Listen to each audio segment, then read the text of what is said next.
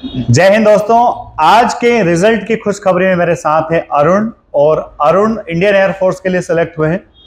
अरुण, क्या बात है, 12 पीसीएम से किया, एनडीए दिया, वहां इंटरव्यू में बाहर हो गए, 3 साल का ग्रेजुएशन भी हो गया, पर एयरफोर्स नहीं छोड़ा। क्या मोटिवेशन था इसके पीछे? सबसे पहले तो जब मैंने 12th पास किया उसके बाद मुझे खुद नहीं पता था कि सर क्या करना है। तो उसके बाद मेरे कुछ दोस्तों ने बोला, और जो बड़े थे उन्होंने बोला कि यार तू तो एसआई की तैयारी कर ले। फिर मुझे एक दोस्त ने बोला कि तू एसआई की मत कर, एनडीए की तैयारी कर। और कोचिंग का नाम बताया, फोर्स डिफेंस एकेडमी इंदौर में, बहुत बढ़िया कोचिंग है। पहले जो सिलेक्शन भी उसने कई सिलेक्शन दिए हैं, तो मैं उसके लिए फिर इंदौर आया। उसके बाद जब कोचिंग ज्वाइन करी उसके बाद भी हेजिटेट था कि कहीं ऐसा तो नहीं कि मैंने गलत चुन दिया, मेरे को एसआई की तैयारी करना चाहिए। लेकिन जब पहले 1-2 क्लासेस ली, फिर आपने उनके बेनिफिट बताए कि वाकई में डिफेंस आने के क्या फ़ायदे हैं। एक तो आपको कम एज में आपको एग्ज़ाम देने के मौके मिल जाते हैं।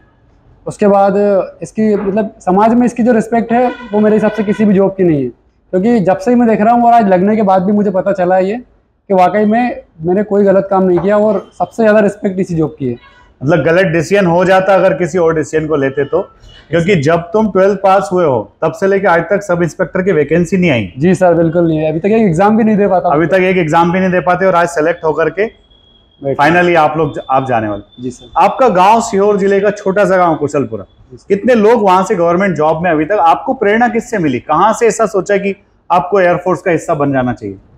सर, अगर आप गांव की बात करें तो एक छोटा सा गांव है जहां पर गवर्नमेंट एग्ज़ाम के नाम पर सिर्फ 5 से 6 लोग आर्मी में हैं। इसके अलावा मेरे गांव में कोई गवर्नमेंट जॉब में ही नहीं है।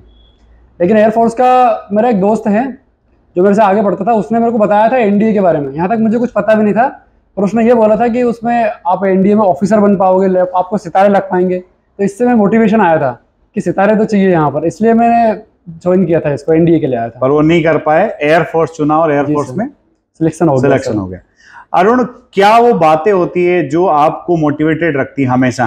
हर व्यक्ति के जीवन में कुछ चीजें ऐसी होती है, वो क्या आपका एक लाइफ चेंजिंग मोमेंट होता है? कई बार जीवन में ऐसे मोमेंट होते हैं जो आपके जीवन को सही डायरेक्शन में एकदम मुकाम पे पहुंचा देते हैं। जी सर, मेरे मोटिवेशन का सबसे मुख्य कारण तो यही है। ये कोई स्टोरी मैंने कहीं से पढ़कर या फिर ऐसा नहीं बोल रहा हूँ, जो मेरे साथ है वही बता रहा हूँ। मैं बहुत ही गरीब फैमिली से बिलोंग करता हूँ सर। वहाँ पर पढ़ाई करना ये बहुत मुश्किल बात है, और उस मुश्किल जगह से मुझे मेरे पेरेंट्स ने इंदौर भेजा।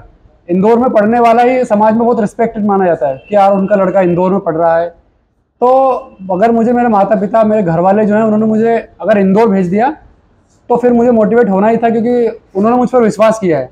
अगर मैं यहाँ पढ़ाई नहीं करूँगा या उनका विश्वास तोड़ूंगा तो इससे बुरा मेरे जीवन में कुछ नहीं होने वाला। ये सबसे बड़ा मोटिवेशन था।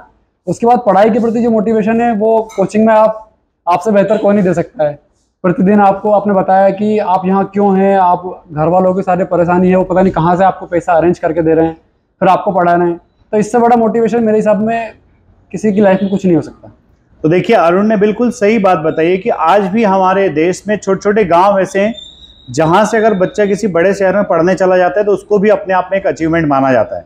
और अगर वो बच्चा वाकई जिसके माता पिता संघर्ष करके उसको ऐसे बड़े शहर में पढ़ने भेज रहे हैं, अगर वो बच्चा वहां जाकर के सही डायरेक्शन में मेहनत करता है और अगर सफल हो जाता है, तो पेरेंट्स के लिए, पूरे गाँव के लिए इससे बड़े गौरव का विषय कुछ नहीं हो सकता। अरुण, जो बाकी फ्रेंड्स हैं, एक फ्रेंड सर्कल होता है व्यक्ति का। जी सर। तो कितने दोस्त तुम लोग ज्वाइन कर रहे हो अभी एयरफोर्स? कितने साथियों ने एक साथ तैयारी किया था? सर, अगर मैं गांव की बात करूं तो मेरे गांव से तो यहाँ ना ही आसपास से कोई भी ज्वाइन नहीं कर रहा है। लेकिन कोचिंग से हम 3 दोस्त हैं, हमने भी साथ साथ पढ़ाई करी थी और तीनों का सिलेक्शन हो गया सर। साथ साथ बैठते थे लाइब्रेरी में भी, आप 12-12 बजे तक रात तक हम बैठा करते थे लाइब्रेरी में। तो लाइब्रेरी एक अहम हिस्सा है हमारी सफलता के लिए सर। लाइब्रेरी एक अहम हिस्सा है सफलता के लिए, क्योंकि टीचर्स आपको क्लास में गाइड करते हैं। 50 बच्चों का अगर बैच है तो सभी बच्चों को एक ही चीज पढ़ाई जा रही है, एक जैसा पढ़ाया जा रहा है। जी सर। पर उन 50 में से जो सिलेक्ट होगा वो होगा जो समय का सदुपयोग करेगा। जी सर। जो व्यवस्थित तरीके से अपने सेल्फ स्टडी करेगा, अपना रिवीजन करेगा और टीचर्स की बातों को फॉलो करेगा, ये सब करते हुए टेस्ट देगा। जी सर। टेस्ट का क्या रोल रहता है? सर, टेस्ट का रोल मेरे अब सबसे ज़्यादा है। टेस्ट का रोल सबसे पहले तो ये है कि आपको टाइम मैनेजमेंट किस तरह से करना है एग्जाम में। अक्सर एग्जाम में क्या होता है, आपको सारे क्वेश्चंस याद रहते हैं लेकिन उस टाइम के अंदर आप उनको नहीं कर पाते हैं। ये सबसे बड़ी समस्या रहती है। तो अगर आप डेली बेसिस पे टेस्ट देते रहें तो आपको पता लगेगा कि इसकी सबसे छोटी मेथड क्या है कम समय में इसको सॉल्व करने की। कैसे किया जा सकता है। जी सर।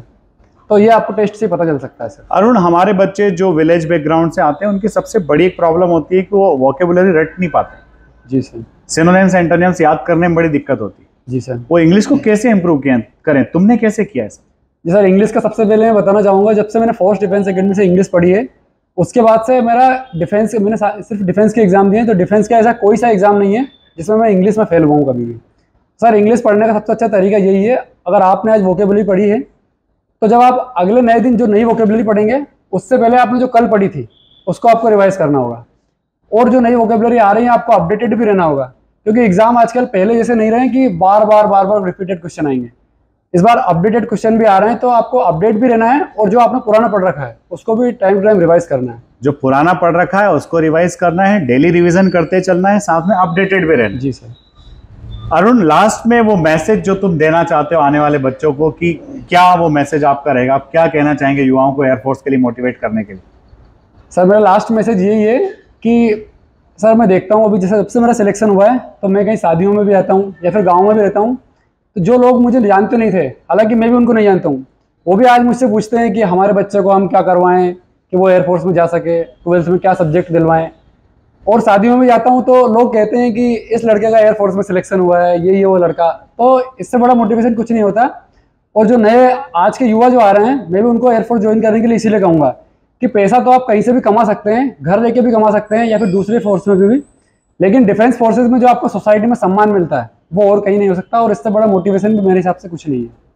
तो आपने अरुण की सारी बातें सुनी। अरुण ने कहा है कि पैसा तो व्यक्ति कहीं भी कमा सकता है, और जो मान सम्मान है, जी सर, जो रेस्पेक्ट है, जो सेल्फ एस्टीम की भावना है, और जो लोग आपकी तारीफ करते हैं आपके सामने, जी सर, वो आप सिर्फ आर्म फोर्सेस का हिस्सा बनकर ही उसको हासिल कर सकते हैं।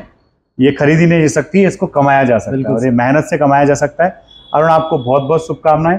Thank you sir. और आप युवाओं को इसी तरह से प्रेरित करते रहेंगे, मोटिवेटेड करते रहेंगे। अगर आपको वीडियो अच्छा लगा है तो लाइक शेयर सब्सक्राइब करना ना भूलें। जय हिंद, जय भारत, इंकलाब जिंदाबाद, भारत माता की जय।